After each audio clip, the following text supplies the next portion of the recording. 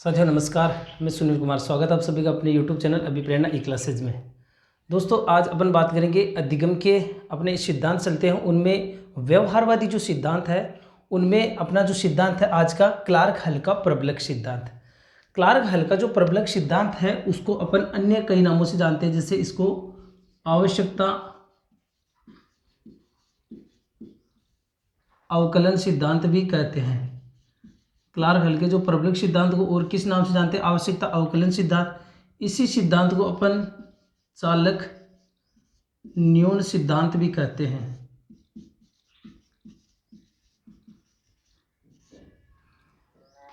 यानी अपन कह सकते हैं इसको ड्राइव रिडक्शन थ्योरी।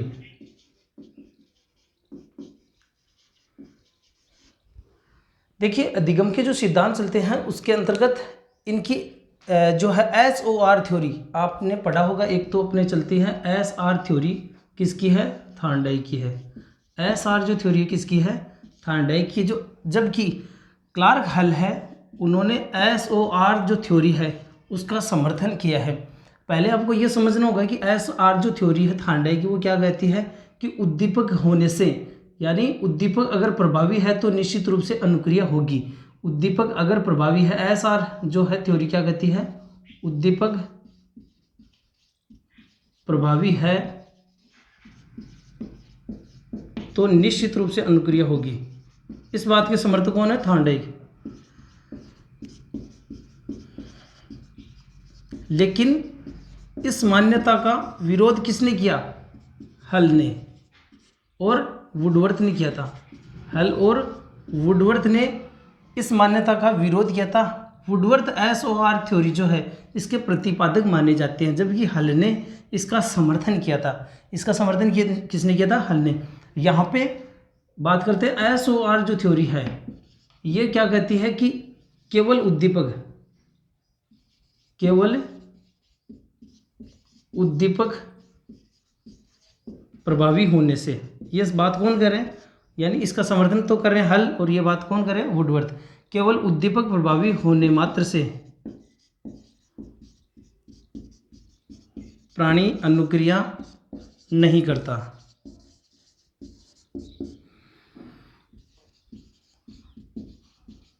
बल्कि व्यक्ति की आवश्यकता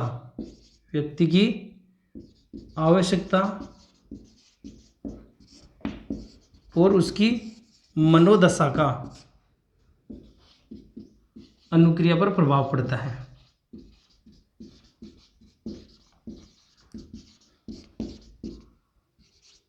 ये दोनों में एक महत्वपूर्ण अंतर है।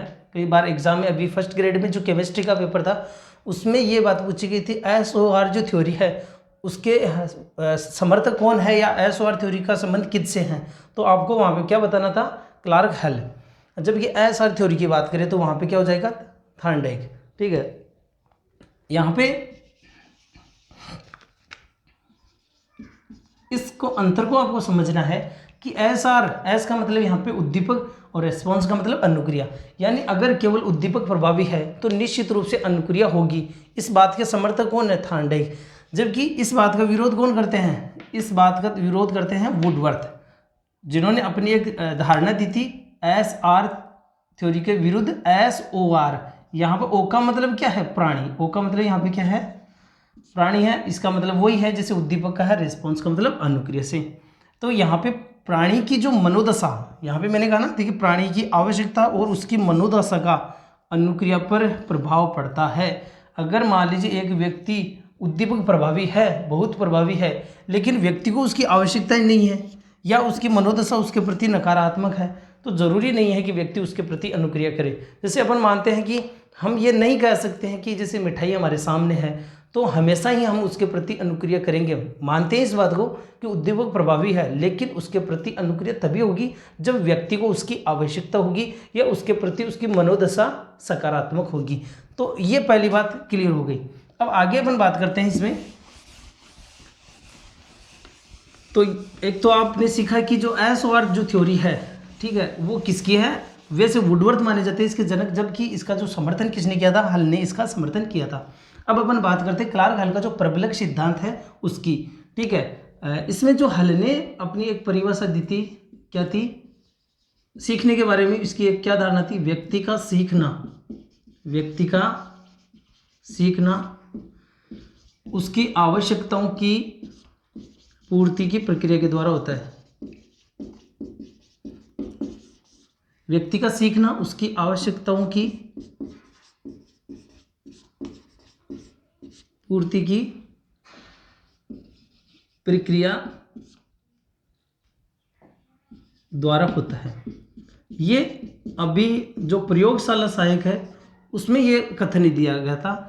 आपको कई बार एग्जाम में सीधा सीधा ये पूछा जा सकता है कि व्यक्ति का सीखना उसकी आवश्यकताओं की पूर्ति की प्रक्रिया के द्वारा होता है। तो ये बात किसने कही थी? तो आपको वहाँ पे केवल और केवल क्या करना है? क्लार्क हल। ये बात आपको याद रखना और साथ में समझना जरूरी है कि यहाँ पे अधिगम के अपने सिद्धांत चलते हैं, उसमें हम बात कर रहे हैं कौन सी? आज क्लार्क हल का जो प्रबलक सिद्धांत है उसकी बात कर रहे हैं। तो यहाँ पे ये बात ज़्यादा मायने रखती है कि हल ने जो है उन्होंने क्या कहा था कि व्यक्ति का जो सीखना है क्यों होता है? वो व्यक्ति आवश्यकताओं की पूर्ति करना चाहता है। यानी उसका सीखना क्यों है? क्योंकि आवश्यकताओं की वो पूर्ति करना चाह रहा है, इसलिए वो सीख रहा है। यहाँ पे स्किनर ने अधिगम के जो सिद्धांतों में है उनमें हल की जो थ्योरी है उसको सबसे बेस्ट उन्होंने बताया, सबसे महत्वपूर्ण। और इनकी जो पुस्तक कौन सी है? The principle of behaviour. ये आपको पुस्तक का नाम भी ध्यान रखना है, द प्रिंसिपल ऑफ बिहेवियर। ये पुस्तक किसकी है?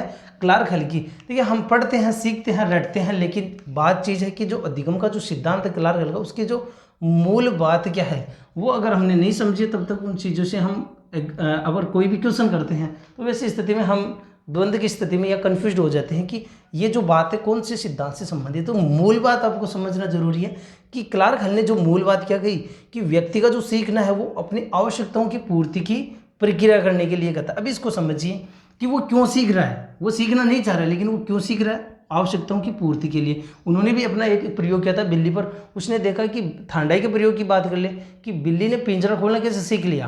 बिल्ली ने पिंजरा खोलना कैसे सीख लिया? क्योंकि उसको आवश्यकता थी और वो अपनी आवश्यकताओं की पूर्ति के लिए उसने पिंजरा खोलना सीख लिया। तो क्लार्क हल एक बात कहता है कि कोई व्यक्ति जो कुछ कर रहा है वो निश्चित रूप से उसकी आवश्यकताओं की पूर्ति करने के लिए करता है। यहाँ पे उन्होंने जो अपने अभिप्रेरणा उसमें अपन देखते भी हैं कि आवश्यकता, ठीक है, और जैसे अभिप्रेरणा का वो जो सोपान है आवश्यकता, उससे संबंधित क्या है? चालकता, ठीक है, और प्रोत्साहन, जिसको अपन कहते हैं नीड, ड्राइव और इंसेंटिव। इसको अपन क्या कहते हैं? नीड, ड्राइव और इंसेंटिव।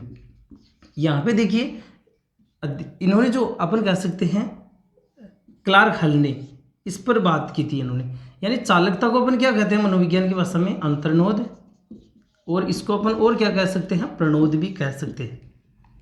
व्यक्ति की बात यहाँ पे क्या है? पूरा का पूरा सिद्धांत इसी बात पे कि व्यक्ति का सीखना कैसे होगा? आवश्यकताओं की पूर्ति के लिए। देखिए व्यक्ति को कोई भी आवश्यकता जब होगी, कोई भी आवश्यकता होगी, आवश्यकता का मतलब अपन कह सकते हैं व्यक्ति को किसी न किसी चीज़ की कमी महसूस होगी। बात सीधी सी है, किसी न किसी चीज़ की कमी महसूस होगी तो वो व्यक्ति के लिए क्या बन जाती है? आवश्यकता बन जाती है। जैसे शरीर में भोजन की जब कमी होती है, शरीर में भोजन की कमी होती है तो उससे संबंधित एक चालक उत्पन्न होता है जिसको अपन कहते हैं क्या? भूख। जब व्यक्ति में इसकी कमी होती है तो वैसी स्थिति में इस चालक का स्तर क्या होता है? बढ़ जाता है। तो व्यक्ति में जब भोजन की कमी होती है तो उसमें एक विशेष चालक उत्पन्न हो जाता है। अब यहाँ पे भूख की जो चालकता का स्तर बढ़ रहा है, ठीक है, तो व्यक्ति क्या करेगा? व्यक्ति व्यवहार क्यों करेगी? और वो सीखना चाहेगा। क्या सीखना चाहेगा? कि भूख को कैसे मिटाएं। तो व्यक्ति इस भूख को मिटाने के लिए चालकता का जो स्तर बढ़ा हुआ है उसको क्या करना चाह रहा है? वो कम करना चाह रहा है। वो क्या करना चाह रहा है?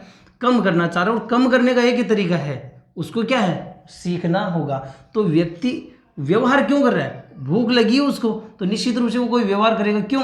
क्योंकि उसको भोजन प्राप्त करना है। उसको कोई भी भोजन से संबंधित कोई भी मिठाई हो सकती है, कोई भी अपन कह सकते रोटी हो सकती है, कुछ भी चीज़, तो व्यक्ति उसको प्राप्त करने के लिए, यानी एक तरीके से अपन कहते हैं चालकता का जो स्तर बढ़ा हुआ है, ठीक है, उसके स्तर को कम करने के लिए व्यक्ति सीखता है।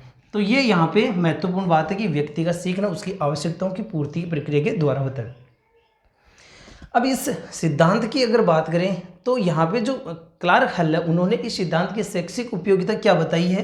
देखिए ये आप समझ लेना कि जब व्यक्ति के शरीर में कोई चीज़ की कमी होती है या अपन कह सकते हैं आवश्यकता से ज़्यादा अधिकता होती है, व्यक्ति में अपन कह सकते हैं संतुलन होना जरूरी है। अगर उससे कमी है या उससे अधिकता है तो वो व्यक्ति के लिए क्या है, एक चालकता, जिसको सामान्य भाषा में चालकता को एक तरीके से अपन कह सकते हैं, वो धीरे धीरे क्या होता है, तनाव का रूप ले लेता है। और वो तनाव का रूप लेने का मतलब ये है कि व्यक्ति फिर उसी पर विचार करता है और उसी के लिए कार्य करता है। अब ये डिपेंड व्यक्ति के ऊपर करता है कि वो उसमें कौन सी आवश्यकता या कौन सी चालकता का स्तर ज़्यादा है। जिस चालकता का स्तर सबसे ऊपर होगा, सबसे हावी होगा, सबसे ज़्यादा होगा, व्यक्ति का व्यवहार उसी लक्ष्य की, उसी निर्दिष्ट व्यवहार उसका होगा, यानी अपन कह सकते हैं उसका लक्ष्य निर्दिष्ट व्यवहार होगा। अब यहाँ पे हम थोड़ी सी इस सिद्धांत की शैक्षिक उपयोगिता की बात कर लेते हैं 2 मिनट में। शैक्षिक उपयोगिता की अगर अपन बात करें इस सिद्धांत की, तो आपने इसमें देखा सबसे बड़ी बात क्या है कि व्यक्ति सीखना चाहेगा या नहीं चाहेगा, ये डिपेंड करता है कि उसको उस चीज़ों की आवश्यकता है या नहीं है। यहाँ पे शैक्षिक उपयोगिता की बात करें तो बालक को वही चीज़ सिखाए, बालक को वही शिक्षण करवाए या वही चीज़ सिखाए जो उसकी आवश्यकताओं से जुड़े हुए हो। सबसे बड़ी बात यह है, जो उसकी आवश्यकताओं से जुड़ी हुई हो। तो ये आपने देखी कि बालक को कौन सी चीज़ें, वो उन चीज़ों पर ध्यान देगा या नहीं देगा, वो या वो चीज़ें पढ़ेगा या नहीं पढ़ेगा, वो डिपेंड करता है कि उन सब चीज़ों की उसको आवश्यकता है या नहीं है। ठीक है, तो ये इसकी शैक्षिक उपयोगिता हो गई। दूसरी बात है कि जो उद्देश्य है बालक के सामने, वो पहले ही उसके सामने स्पष्ट कर देने चाहिए। ठीक है, और अपन कर सकते हैं उनसे संबंधित बालक को अभिप्रेरित भी अपन कर सकते हैं। तो जो भी चैनल पर नए हैं प्लीज़ चैनल को जरूर सब्सक्राइब करें ताकि आने वाले हर वीडियो का महत्वपूर्ण नोटिफिकेशन आपको मिल सके। धन्यवाद।